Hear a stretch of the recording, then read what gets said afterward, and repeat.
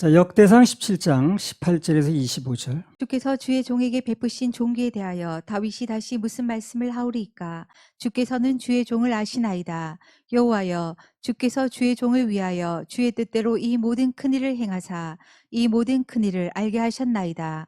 여호와여, 우리 귀로 들은 대로는 주와 같은 이가 없고 주 외에는 참 신이 없나이다. 땅의 어느 한 나라가 주의 백성 이스라엘과 같으리이까? 하나님이 가서 구속하사 자기 백성을 삼으시고 크고 두려운 일로 인하여 이름을 얻으시고 애굽에서 구속하신 자기 백성 앞에서 열국을 쫓아내셨사오며 주께서 주의 백성 이스라엘로 영원히 주의 백성을 삼으셨사오니 여호와여, 주께서 저희 하나님이 되셨나이다. 여호와여, 이제 주의 종과 그 집에 대하여 말씀하신 것을 영원히 경고케 하시며 말씀하신 대로 행하사 경고케 하시고 사람으로 영원히 주의 이름을 높여 이르기를 만군의 여호와는 이스라엘의 하나님 곧 이스라엘에게 하나님이시라 하게 하시며 주의 종 다윗의 집이 주 앞에서 견고히 서게 하옵소서. 나의 하나님이여, 주께서 종을 위하여 집을 세우실 것을 이미 듣게 하셨으므로 주의 종이 주 앞에서 이 기도로 구할 마음이 생겼나이다. 사무엘하 7장 22절부터 27절까지. 여호와 하나님이여, 이러므로 주는 광대하시니 이는 우리 귀로 들은 대로는 주와 같은 이가 없고 주 외에는 참 신이 없음이니이다. 땅의 어느 한 나라가 주의 백성 이스라엘과 같으리이까? 하나님이 가서 구속하사 자기 백성을 삼아 주의 명성을 내시며 저희를 위하여 큰 일을, 주의 땅을 위하여 두려운 일을 애굽과 열국과 그 신들에게서 구속하신 백성 앞에서 행하셨사오며 주께서 주의 백성 이스라엘을 세우사 영원히 주의 백성을 삼으셨사오니 여호와여, 주께서 저희 하나님이 되셨나이다. 여호와 하나님이여, 이제 주의 종과 종의 집에 대하여 말씀하신 것을 영원히 확실케 하옵시며 말씀하신 대로 행하사 사람으로 영원히 주의 이름을 높여 이르기를 만군의 여호와는 이스라엘의 하나님이라 하게 하옵시며 주의 종 다윗의 집으로 주 앞에 경고하게 하옵소서. 만군의 여호와 이스라엘의 하나님이여, 주의 종에게 알게 하여 이르시기를 내가 너를 위하여 집을 세우리라 하신 고로 주의 종이 이 기도로 구할 마음이 생겼나이다. 그래서요, 이제 이 부분이 좀 길게 얘기를 했습니다만 결국은 한마디 말하면 받은 은혜 간증하는 거예요. 간증이 많다 보니까 기른 거지 자기는 간증을 하는 겁니다. 이렇게 나한테 해주셨습니다. 이렇게 나에게 베푸셨습니다. 나에게 주셨습니다. 그런 이제 간증하는 거예요. 그래서 하나님의 축복을 지속적으로 받고 또 체험을 하려면 그분께 간증을 많이 올려드려야 돼요. 뭐 요구하는 것보다도요, 간증을 올리는 걸 좋아하시더라고요. 간증이나 찬양을 먼저 많이 올려드리고, 오늘 그 사무엘하 7장 25절에 나온 것처럼 내 기도 요청은 아주 짧게 올려도 됩니다. 우리 그렇잖아요. 보통 이게 상대방의 마음을 먼저 얻어놓으면 나중에 짧게 내 사정 간단하게 얘기해도 다 알아들어요. 뭐 내 얘기를 그냥 길게 장황하게 내려놓을 게 아니라 그분의 말을 잘 듣고 마음을 얻어놓으면 짧게 내 사정 잘 아시죠? 해도 잘 부탁해요. 한마디만 해도 웬만큼 센스가 있는 사람은 다 알아듣습니다. 아, 저 사람이 뭘 요구하는구나. 뭐가 좀 아쉬운 얘기구나. 하물며 모든 지각에 뛰어나시다는 하나님께서 내 사정을 모를 리가 없습니다. 그래서 우리는 앞으로도 수시로 간증을 많이 올려드리자고요. 그럼 하나님께서 그 어느 곳보다도 먼저 역사를 많이 하실 겁니다. 안 하실래 안 하실 수가 없는 거예요. 그분이 하신 일에 자꾸 간증을 올려드리니까. 성경에 보게 되면 하나님께 축복을 받은 세대가 있거든요. 또 반대로 저주받은 세대도 있고, 축복받은 세대는 예외 없이 그분께서 하신 일에 대해서 간증을 많이 합니다. 하나님 이렇게 해주셨습니다. 이렇게 공급하셨습니다. 응답하셨습니다. 뭐 고쳐주셨습니다. 이렇게. 근데 타락한 세대는 하나님께서 여전히 일은 해주셔도 간증이 없어요. 또 헌신도 없고. 특히 사사기에 보면 잘 나와 있습니다. 사사기 2장 1절 2절. 여호와의 사자가 길갈에서부터 보김에 이르러 가로되 내가 너희로 애굽에서 나오게 하고 인도하여 너희 열조에게 맹세한 땅으로 이끌어 왔으며 또 내가 이르기를 내가 너희에게 세운 언약을 영원히 어기지 아니하리니 너희는 이 땅 거민과 언약을 세우지 말며 그들의 단을 헐라하였거늘 너희가 내 목소리를 청종치 아니하였도다. 그리함은 어찌미뇨. 그러니까 내가 너희로 애굽에서 나오게 했잖아. 큰 노예살이 할 때 힘들 때 입에서 단내 날 때 매 맞고 있을 때 내가 나오게 했잖아. 그리고 농사진 땅도 아니고 너네가 여기 와서 무슨 힘들어 모든 땅도 아닌데 내 이 땅으로 끌어들였잖아. 그리고 또 이렇게 적군도 31왕이가 되는 왕을 다 그냥 물리쳐주고 이렇게 해줬잖아. 이런 얘기를 쭉 하시는 거예요 지금. 그러니까 사실상 이 얘기는 받은 사람이 해야 되겠지 원래, 그죠? 받은 사람이 해야 되는 거 아닌가? 그 준 사람이 그걸 얘기하고 있으면 모양새가 이상하지. 내가 너 이렇게 해줬잖아, 여태까지. 내가 이렇게 많이 줬잖아. 뭐 이렇게 하면 말이 안 되는 건 아니지만 그건 좀 모양새가 이상하잖아요. 받은 사람이 얘기를 해야지. 받은. 이스라엘 백성들이 하나님께 올려드릴 얘기를 전혀 안 하니까 입 다물고 그들이 은혜를 받은 거 혜택자인데 안 하니까. 그러니까 하나님께서 대신 그 말씀을 하시는 거예요. 내가 너를 이렇게 끌어들였잖아. 이렇게 줬잖아. 해방시켜줬잖아. 뭐 젖과 꿀이 흐르는 땅을 이렇게 줬잖아. 뭐 이런 얘기. 기가 막힌 현상입니다. 이게. 카라는 간증을 안 하고 이런 그냥 그 땅 거민과 언약을 뭐 그냥 세우질 않나. 단을 헐라고 그랬더니 반대로 거기다 절을 하질 않나. 벌 받을 일밖에 없는 거 이렇게 되면. 이런 걸 잘 알고 있는 거예요. 다윗이 보면. 그래서 자기는 입만 뻥끗하면 하나님께서 하신 일 찬양하는 거예요. 그 얘기가 길어지는 거예요. 지금요. 길어서 다 그 얘기입니다. 하나님이 하신 얘기. 하나님은 얼마든 듣기 좋아하시는 얘기. 여러분도요, 할 얘기 없으면 그거 해보세요. 기도가 무슨 오래 하는 거 어렵죠. 그 기도 오래 생각하지 마시고, 받은 거 자꾸 얘기하세요, 받은 거. 그때도 이렇게 어렸을 때 그렇게 하셨죠. 내가 정말 답답할 때 주님께서 누굴 만나게 하셨죠. 그러니까 지나간 일을 자꾸 간증을 해보세요. 그게 또 앞을 엽니다, 그게. 앞길을 여는 거예요. 사무엘하 7장 22절. 여호와 하나님이여 이름으로 주는 광대하시니 이는 우리 귀로 들은 대로는 주와 같은 이가 없고 주 외에는 참 신이 없음이니이다. 예, 그래서 우리 믿는 자들의 입에서는 계속해서 하나님은 위대하시고 하나님은 전능하시고 하나님은 사랑이 많으시고 나에게 해준 게 많으시고 참 건져주시고 이런 얘기가 아주 늘 입에 붙어 있어야 돼요. 그냥. 그럼 계속 그런 얘기 하게 만들어 주셔요. 그분께서 그런 간증을 들으시면 기분이 너무 좋으신 거예요. 그래서 실제 위대하시고 전능하신 분만이 할 수 있는 일, 그런 일들을 많이 해주실 겁니다. 그래서 설교를 하는 사람이든 사역자든 뭐 간증을 하는 사람이든 뭔가 말을 하는 위치에 있는 사람은 더 그걸 얘기를 해야 됩니다. 하나님은 해결자시고 하나님은 전능자시고 하나님은 이렇게 해주신 분이고 이렇게 해주셨고 하는 얘기를 끊임없이 막 해야 돼. 끊임없이. 사람들은 뭐 듣기 좋거나 말거나 관계없이 사람들하고 하는 게 아니야. 그게 하나님 들으시라고. 사람이 들으면 나한테 뭘 해주나 사람들이. 하나님 들으시고 다 우리가 해주시니까. 설교도 그런 얘기, 간증도 그런 얘기, 찬양도 하나님께 내게 해주신 거 간증입니다. 다 그게. 간증하는 거예요. 설교도 어떤 설교가 하나님 마음에 맞는 설교냐면 계속 듣는 사람들로 하여금 하나님만 바라보게 하는 거야.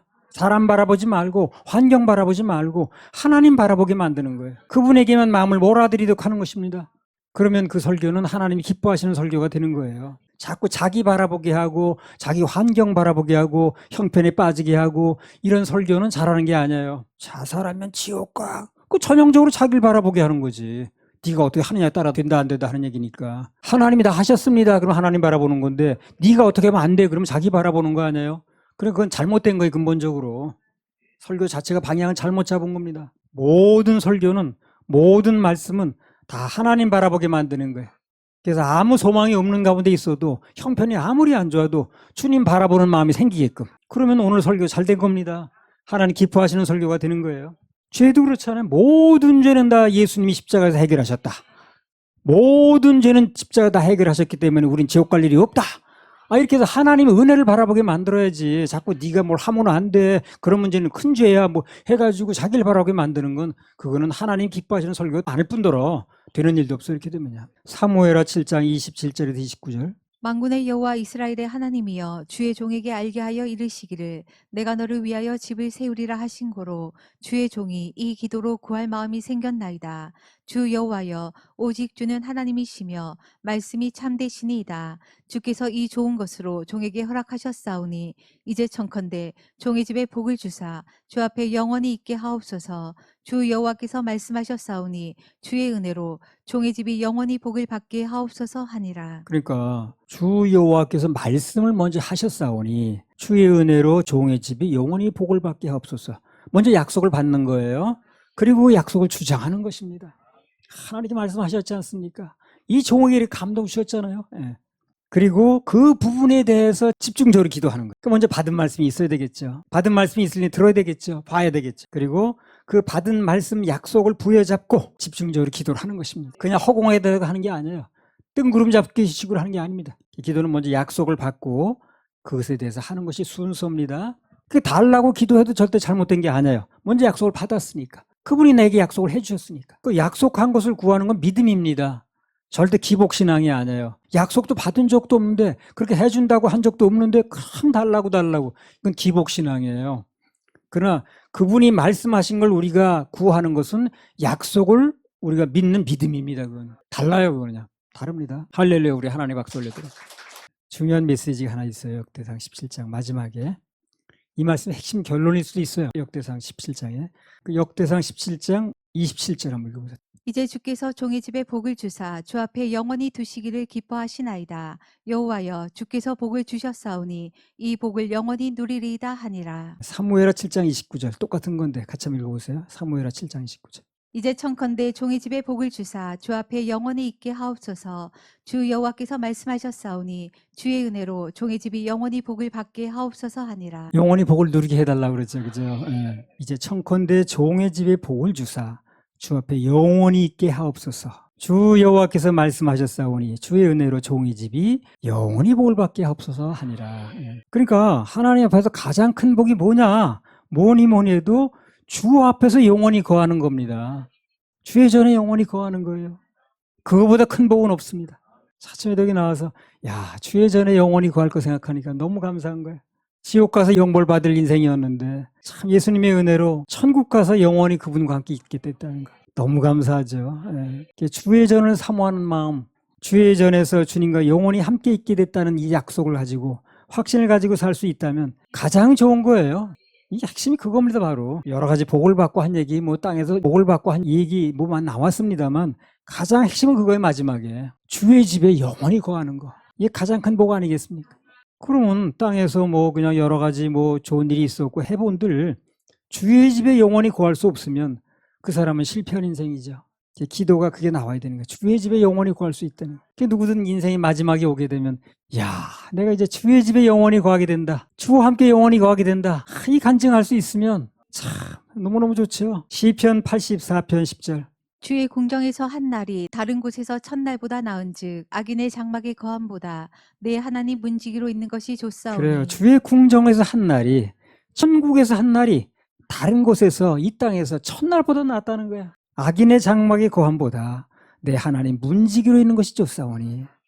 자, 이런 말씀들 히브리서 11장 16절.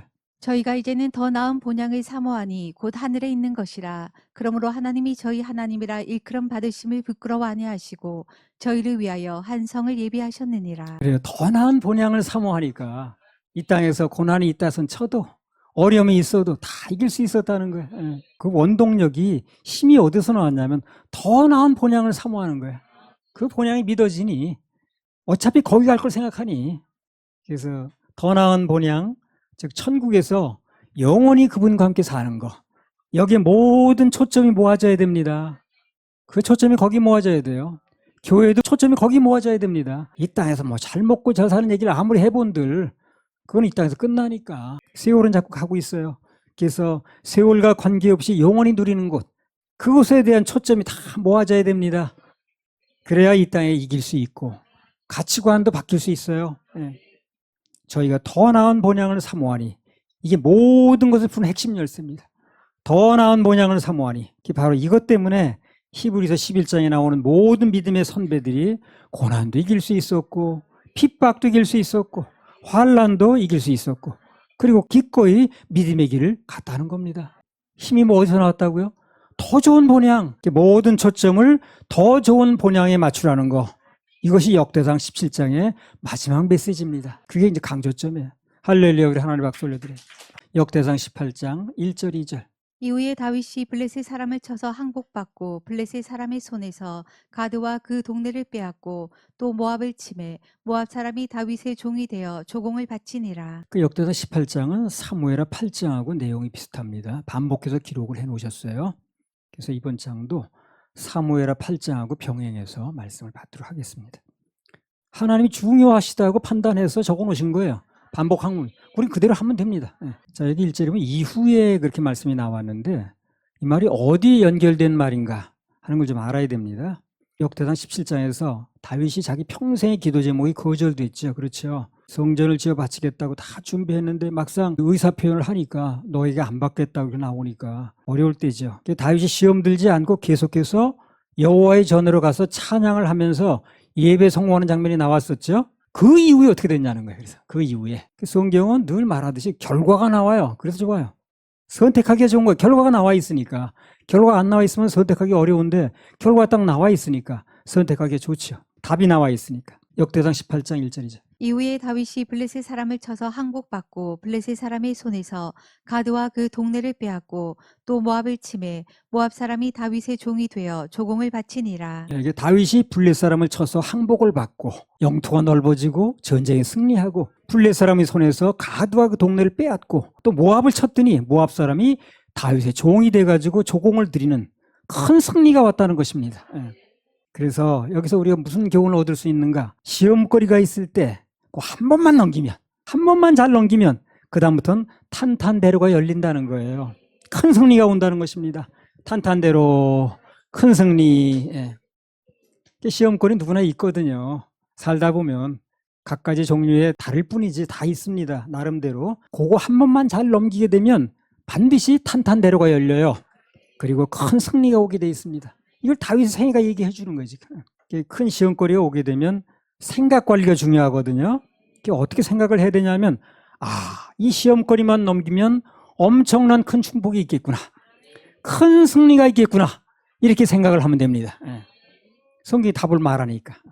그래서 요것만 넘기면 요 시험거리가 왔는데 요것만 답을 잘 쓰면 그러면 하나님이 큰 승리를 주시겠구나. 탄탄대로가 열리겠구나. 참고절 한마디 더 붙이면 아무리 화가 나도 딱 30초만 참으래. 그럼 대부분 넘어간답니다. 그게 대부분 그 30초를 못 참는 거예요. 그 30초를 못 참아서 일을 저지르는 겁니다. 30초만 참아낼 수 있으면 그러면 그 30초가 일생을 좌우한다고 그래요. 그 사형수들이 그 써놓은 책을 내가 전에 한 본 적이 있어요. 그런데 그들이 한결같이 그런 얘기를 하는 거예요. 그때 내가 사람 몇 명 죽였는데 그 큰일을 저질렀는데 엄청난 돌이킬 수 없는 실수를 했는데 30초만 참았으면 될 뻔했다는 거예요. 또 30초만 참았으면 됐었는데 그걸 못 참아가지고 내가 이렇게 어려움을 겪게 됐다고 이 사형자까지 오게 됐다고 막 그런 얘기를 하는 거예요. 이게 30초가 중요하더라고. 그래서 시험 들 거리가 생겨도 30초만 하나님 바라보세요. 그리고 탄탄대로를 기억하세요. 그리고 다윗이 오늘 무슨 고백을 했는가를 기억하시기 바랍니다. 30초만. 화가 나도 30초만 참아봐요. 그러면 하나님께서 그 30초 동안에 무슨 일을 하실는지. 모세도 혈기가 났을 때 30초만 참았어도 가나안 땅에 들어갔습니다. 그 사람. 그 30초를 못 참는 거야. 그래서 어려운 일 있을 때마다 한 30초 동안 주님 생각하고 30초만 참아봅시다. 순간적으로 참지 못한 게 그 일생 영혼까지 좌우하는 거거든요. 무슨 일이 벌어져도 30초 잘 참으세요. 그럼 하나님 일하실 겁니다. 할렐루야. 우리 하나님 박수 올려드립니다.